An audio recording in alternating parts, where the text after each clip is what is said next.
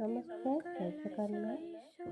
ଆସନ୍ତୁ ଜାଣିବା ଆଜି ମହାଶିବରାତ୍ରି ଦିନରେ କ'ଣ ସବୁ କରିବା ଉଚିତ, ଦୀପ କିପରି ଲଗେଇବା, କେଉଁ ଟାଇମରେ ମହାଦୀପ ଉଠିବ, କ'ଣ କଲେ କ'ଣ ଶୁଭ ହେବ, ଚାଲନ୍ତୁ ଆଜି ଜାଣିବା।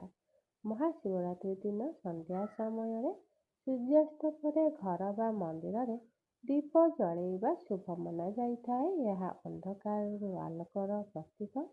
ଦୀପ ଜଳାଇ ଭଗବାନ ଶିବଙ୍କୁ ପ୍ରାର୍ଥନା କଲେ ଘରେ ଶାନ୍ତି, ସୁଖ, ଧନ, ଧନ୍ୟତା ବଢ଼ିଥାଏ ବୋଲି ଶାସ୍ତ୍ରରେ ଉଲ୍ଲେଖ ଅଛି।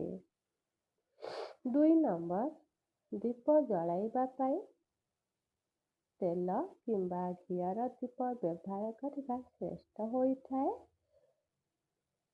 ତିଳ ତେଲ ଦୀପ ପାପ ନାଶ କରେ ଓ ଘିଅ ଦୀପ ପୁଣ୍ୟ ବଢ଼ାଏ ବୋଲି ବିଶ୍ୱାସ କରାଯାଏ। ଶିବଲିଙ୍ଗ ସମ୍ମୁଖରେ ଦୀପ ଜଳାଇ ଜୀବନର ଅନ୍ଧକାର ଦୂର କରିଥାଏ। ମହାଶିବରାତ୍ରି ଦିନ 4 ପ୍ରହରରେ ପୂଜା କରାଯାଏ। ପ୍ରତ୍ୟେକ ପ୍ରହରରେ ଦୀପ ଜଳାଇବା ବହୁତ ପୁଣ୍ୟଦାୟକ ଅଟେ। ଏହା ଭକ୍ତିର ଚିହ୍ନ ଓ ଆତ୍ମିକ ଶକ୍ତି ବଢ଼ିଥାଏ। ଯେଉଁମାନେ ସାରା ରାତି ଜାଗ୍ରତ ହୋଇ ଶିବଙ୍କର ନାମ ଜପ କରନ୍ତି ସେମାନଙ୍କୁ ଶିବକୃପା ଲାଭ ମିଳିଥାଏ। ଏସବୁ ବହୁତ ଟିପ୍ସ ଆଗକୁ ଅଛି, ପୁରା ଭିଡ଼ିଓଟି ଦୟାକରି ଦେଖନ୍ତୁ, ଦେଖିବେ ଆହୁରି ଭଲ ଭଲ ଟିପ୍ସ ସବୁ ଅଛି ଦୀପ ବିଷୟରେ ଏବଂ ଭଗବାନଙ୍କର ମହାଦୀପ ବିଷୟରେ ମଧ୍ୟ। 4 ନମ୍ବର, ମନ୍ଦିରରେ ମହାଦୀପ ଉଠିବା ସମୟରେ ସାଧାରଣତଃ ମଧ୍ୟରାତ୍ରି ପରେ ବିଶେଷ ପୂଜା ସମୟରେ ହୁଏ। ଏହି ଦୀପ ଶିବଙ୍କର ଦିବ୍ୟ ଜ୍ୟୋତିର ପ୍ରତୀକ। ଏହା ଦର୍ଶନ କଲେ ମନ ଅନ୍ଧକାର ଦୂର ହୋଇଥାଏ, ଜୀବନରେ ନୂତନ ଆଶା ଆସେ। 5 ନମ୍ବର,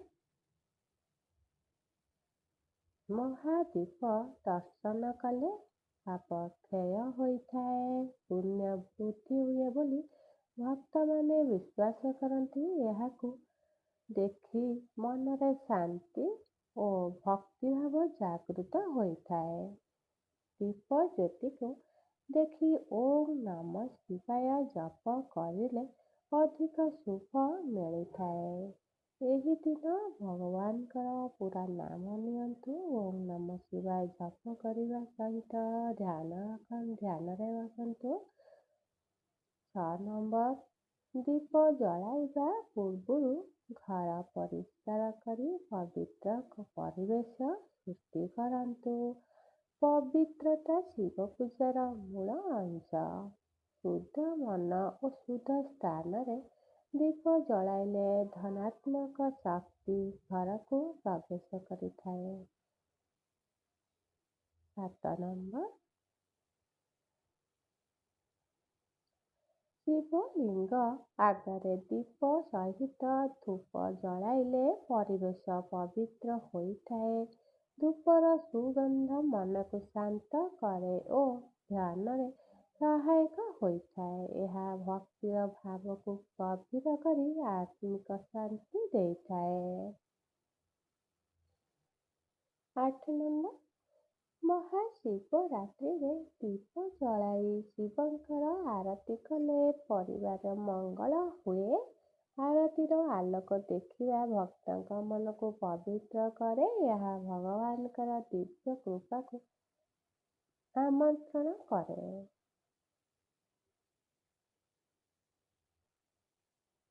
9 ନମ୍ବର, ରାତି 12ଟା ସମୟକୁ ଶିବଙ୍କର ଦିବ୍ୟ ସମୟ ମନାଯାଇଥାଏ।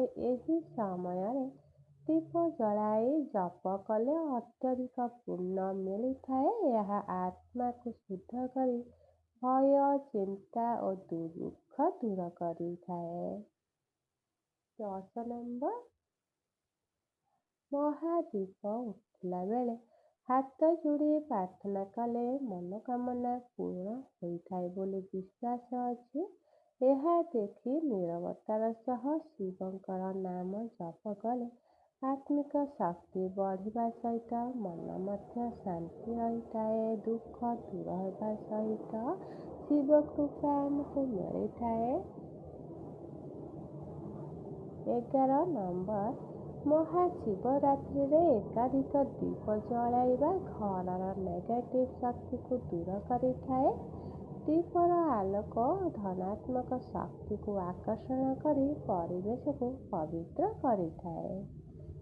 12 ନମ୍ବର, ମହାଦୀପ ଦର୍ଶନ ସମୟରେ ମନରେ ଖରାପ ଚିନ୍ତା ରଖିବେ ନାହିଁ। ପବିତ୍ର ଭାବରେ ଦେଖିଲେ ଆତ୍ମାର ପବିତ୍ରତା ବଢ଼ିଥାଏ, ଜୀବନରେ ସଠିକ୍ ଦିଗ ମିଳିଥାଏ। 13 ନମ୍ବର, ଦୀପ ଜ୍ୟୋତିକୁ ଶିବଙ୍କର ତୃତୀୟ ନୟନର ପ୍ରତୀକ ମନାଯାଇଥାଏ। ଏହା ଜ୍ଞାନ ଓ ସଚେତନର ପ୍ରତୀକ ହୋଇଥାଏ।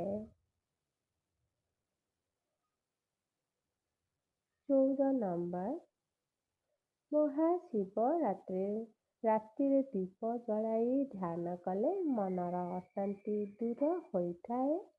15 ନମ୍ବର, ଦୀପ ଜଳାଇ ଶିବ ଚାଳିଶା କିମ୍ବା ମନ୍ତ୍ର ପାଠ କଲେ ଆତ୍ମିକ ଶକ୍ତି ବଢ଼ିଥାଏ। ଏ ଟିପ୍ସ ସବୁଟି ଆପଣଙ୍କୁ ଭଲ ଲାଗିଥିବ ଦୟାକରି ଚ୍ୟାନେଲକୁ ଲାଇକ୍ ସେୟାର କରିବେ, ସବସ୍କ୍ରାଇବ୍ ମଧ୍ୟ କରିବେ। ମନ୍ଦିରରେ ମହାଦୀପ ଦେଖିବା ଜୀବନର ଶୁଭ ସମୟ ଆସିବାର ସଂକେତ ମନାଯାଇଥାଏ। 17 ନମ୍ବର, ଦୀପ ଜଳାଇ ଶିବଙ୍କୁ ଆଲୋକର ଅର୍ପଣ କରିବା ସମ୍ମାନ ମନାଯାଇଥାଏ। ଶିବଲିଙ୍ଗ ଚାରିପାଖରେ ଦୀପ ରଖିଲେ ପୂଜାର ଶକ୍ତି ବଢ଼ିଥାଏ। ଦୀପ ଜଳାଇ ପରିବାରର ସଦସ୍ୟଙ୍କର ସୁଖ ଶାନ୍ତି ପ୍ରାର୍ଥନା କରିବା ଉଚିତ କରନ୍ତୁ। 20 ନମ୍ବର, ମହାଶିବରାତ୍ରି ରାତ୍ରିରେ ଜାଗି ପୁରା ରାତି ଦୀପ ଜଳାଇଲେ ଶୁଭ ମନାଯାଇଥାଏ। 21 ନମ୍ବର, ଦୀପ ଆଲୋକ ଆମ ଜୀବନର ଅଜ୍ଞାନ ଅନ୍ଧକାରକୁ ଦୂର କରେ ବୋଲି ବିଶ୍ୱାସ ଅଛି। 22 ନମ୍ବର, ମହାଦୀପ ଦର୍ଶନ କରି ମନରେ ଭକ୍ତି ଓ ଶାନ୍ତି ଅନୁଭବ ହୋଇଥାଏ। 23 ନମ୍ବର, ଦୀପ ଜଳାଇବା ସମୟରେ ମନରେ କୃତଜ୍ଞତା ଭାବ ରଖିବା ଉଚିତ। ତା ପରବର୍ତ୍ତୀ ନମ୍ବର, ଦୀପ ଜ୍ୟୋତି ଆତ୍ମାର ଜାଗରଣର ପ୍ରତୀକ ମନାଯାଇଥାଏ। ମହାଶିବରାତ୍ରି ରାତ୍ରିରେ ଦୀପ ଜଳାଇବା ଦୁର୍ଭାଗ୍ୟ ଦୂର କରିବା ବୋଲି ବିଶ୍ୱାସ ଅଛି। ଶିବଙ୍କୁ ଦୀପ ଅର୍ପଣ କଲେ ମନୋକାମନା ପୂରଣ ହୋଇଥାଏ। 27 ନମ୍ବର, ଦୀପ ଜ୍ୟୋତିକୁ ଧ୍ୟାନ କରିଲେ ମନରେ ଏକାଗ୍ରତା ବଢ଼େ। ମହାଦୀପ ଦେଖିଲେ ଆତ୍ମିକ ଶକ୍ତି ଓ ଧୈର୍ଯ୍ୟ ଆମର ବଢ଼ିଥାଏ। ଦୀପ ଜଳାଇ ଶିବ ନାମ ଜପ କଲେ ପାପ କ୍ଷୟ ହୁଏ। ଭକ୍ତି ଭାବରେ ଦୀପ ଦର୍ଶନ କଲେ ମୋକ୍ଷ ପ୍ରାପ୍ତ ହୁଏ। 100 ଜନ୍ମର ପାପ ନାଶ ହେବା ସହିତ ପୁଣ୍ୟ ଲାଭ ହୋଇଥାଏ। ଏହି ମହାଶିବରାତ୍ରି ଆପଣ ପାଳନ କରନ୍ତୁ। ଆପଣଙ୍କର ପାପ ନାଶନ ହୋଇ ପୁଣ୍ୟ ଲାଭ ହେବା ସହିତ ଭଗବାନଙ୍କର ଆଶୀର୍ବାଦ ସବୁବେଳେ ରହିବ ଆପଣଙ୍କର ଘରେ ଆପଣଙ୍କ ପାଇଁ। ସେଥିପାଇଁ ଶିବରାତ୍ରି ଶିବ ଜାଗରଣ କରନ୍ତୁ, ଦୀପ ଜଳାନ୍ତୁ। ଆପଣଙ୍କ ପରିବାର ସବୁ ସୁଖମୟ ହଉ। ଆପଣ ଭଲରେ ରୁହନ୍ତୁ। ନମସ୍କାର, ଜୟ ଜଗନ୍ନାଥ।